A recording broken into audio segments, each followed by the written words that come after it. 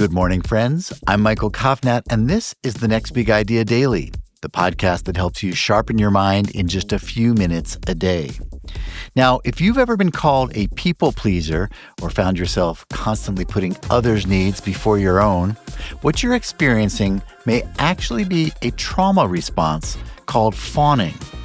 Clinical psychologist Ingrid Clayton explains this often overlooked alternative to fight, flight, freeze, revealing how fawning protects us by making us more appealing to those who feel threatening to us. Whether in relationships, work, or family dynamics, understanding this pattern can help you reclaim your voice and authentic self. Here's Ingrid with the key insights from her book, Fawning: Why the Need to Please Makes Us Lose Ourselves and How to Find Our Way Back, right after this quick break.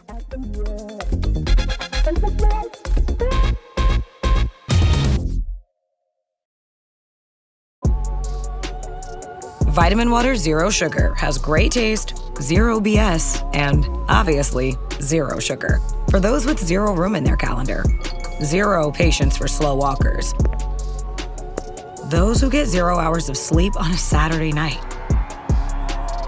have zero filter, zero given, and zero interest in grabbing a plain, boring water. Grab a delicious Vitamin Water Zero Sugar today. This episode is brought to you by LinkedIn. Healthcare professionals can lead their careers with LinkedIn. Discover jobs by specialty, preferred shifts, and even desired salary. From mental health therapists to radiology technicians, it's now faster and easier for healthcare professionals to find the right fit. Learn more at linkedin.com/healthcare. Side effects may include faster job placement, improved work-life balance, and increased career satisfaction. Hello, my name is Ingrid Clayton. I'm a clinical psychologist, trauma therapist, and complex trauma survivor. I help people understand the survival patterns that shaped them and how to reclaim their voice. I'm going to share 5 key insights from my new book, Fawning: Why the Need to Please Makes Us Lose Ourselves and How to Find Our Way Back. Insight number 1. Beyond fight or flight, the trauma response you might be living. Sometimes we have trauma in our lives but don't recognize it as such, especially when it comes to complex trauma.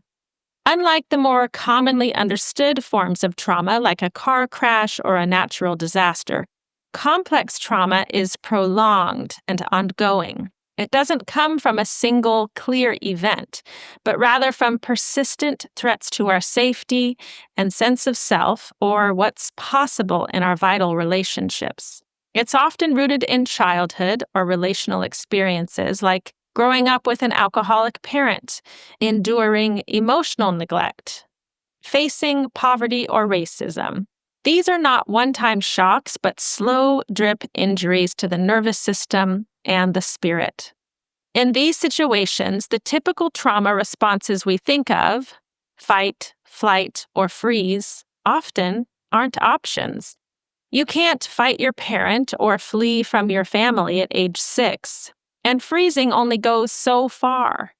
That's when the nervous system may turn to fawning. Fawning means trying to stay safe by becoming more appealing to the person who makes you feel unsafe. You try to appease, to please, to avoid conflict at all costs. When you smile and laugh off an aggressive advance you don't want, that is fawning. When you stay silent about your values in a toxic workplace to avoid losing your job, that's fawning. When you rationalize a parent's abusive behavior to preserve the relationship, that's fawning too.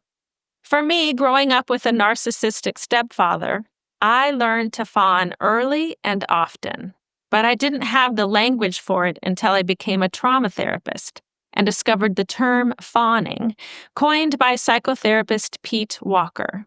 Suddenly, everything I'd struggled with for decades made sense. Despite being sober since I was 21, reading every self-help book I could find, sitting on various therapist couches and getting 3 degrees in psychology myself, I was stuck in a chronic fawn response. My dysfunctional relationships, my inability to set boundaries, my silenced voice, all of it traced back to this survival strategy. Naming it was the beginning of reclaiming myself. Insight number 2. People-pleasing is a survival strategy, not a personality flaw. If you've ever been called a people pleaser or codependent, this insight is for you.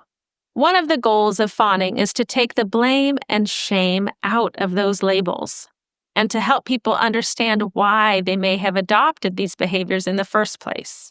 People-pleasing and codependency are what I think of as different flavors of fawning or symptoms of a chronic fawn response. These patterns often begin in childhood. They served a purpose. They helped you secure the love, safety, or connection you were dependent on. In that context, they were brilliant, genius adaptive protectors. The body did what it needed to survive, and it reflexively responded in a nanosecond, without your conscious consent. The challenge is we often carry these same responses into adulthood, even when they no longer serve us. And because they're so deeply wired into our development, we often don't see where we end and fawning begins. We may think we're just being nice or helpful, not realizing what we're really doing is sacrificing our own authenticity. People-pleasing often gets painted as a manipulative or submissive trait, but really, it's about safety. If you learned that keeping others happy was the only way to avoid danger or abandonment, of course you kept doing it. The problem is when you're always attuned to what others want or need, you lose touch with yourself. You abandon you. Insight number 3. Fawning requires self-abandonment. At the core of fawning is something many of us carry unknowingly: self-abandonment. To survive your childhood, the various hierarchies of your life, you had to become who you needed to be, not who you truly are. That meant detaching from your inner world, your instincts, your intuition, your insights, even your personality. You learned to shapeshift, to edit yourself, to silence what was real in order to stay safe. The work of unfawning is the work of coming home to yourself. It means learning to go inward and listen to your own voice, your needs, preferences, your truth, and starting to believe that it matters. It means checking in with you first before constantly attuning to the moods, wants, or expectations of everyone else. But let's be real, this isn't easy. It doesn't happen overnight. But the gift of unfawning is this: finally starting to live a life that feels like yours. I've seen this unfold again and again. I've had clients change careers entirely as they reconnect with their inner voice. I've seen people leave abusive relationships, not out of anger, but clarity. They begin to see themselves, really see themselves for the first time. And they begin to seek alignment with who they truly are in their friendships, career goals, even hobbies. That's the heart of this work. Unfawning isn't about being selfish. It's about being real. Insight number 4. Unfawning doesn't mean you'll never fawn again. Here's something that often surprises people. The work of unfawning doesn't mean never fawning. Fawning was once your best survival tool. It may still feel like the safest option in some situations. So the goal isn't total elimination. It's creating more capacity, flexibility, and conscious choice.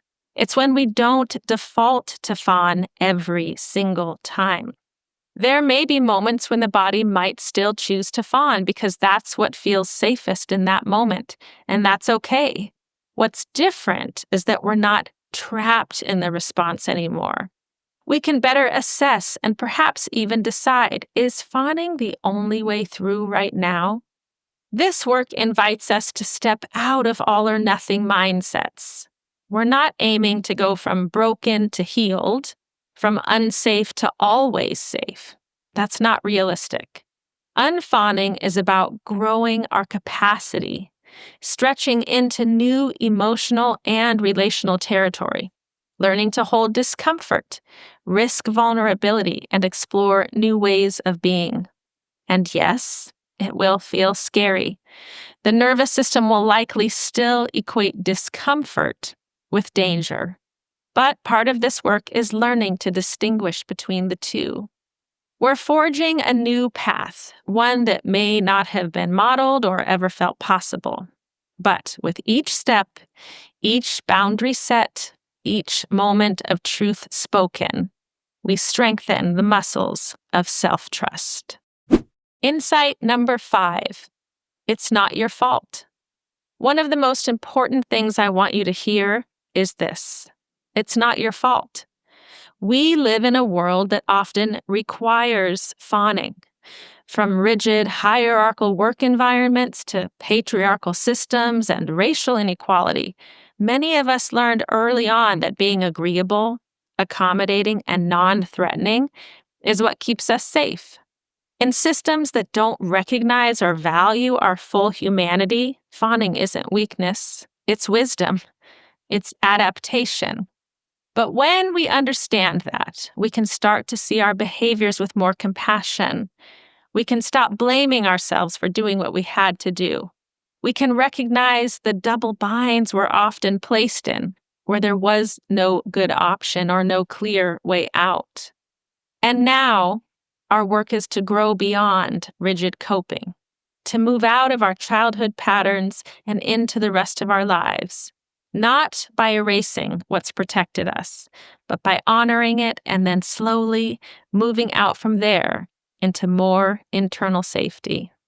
This isn't a linear path. There's no final destination. This is a lifelong journey of returning to yourself again and again. I hope you'll join me in this endeavor. You deserve a life beyond survival mode, where you belong truly and lovingly to yourself.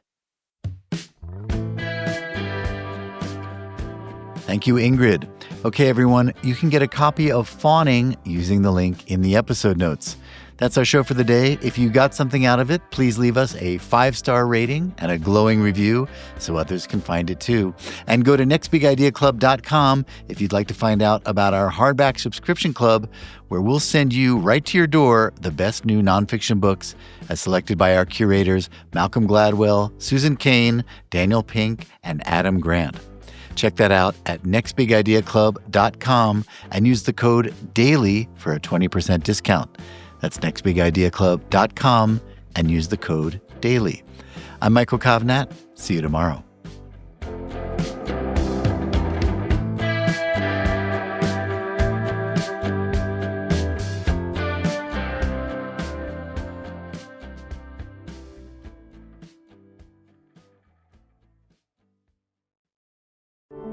Every minute your finance team spends wrestling with data is a minute lost.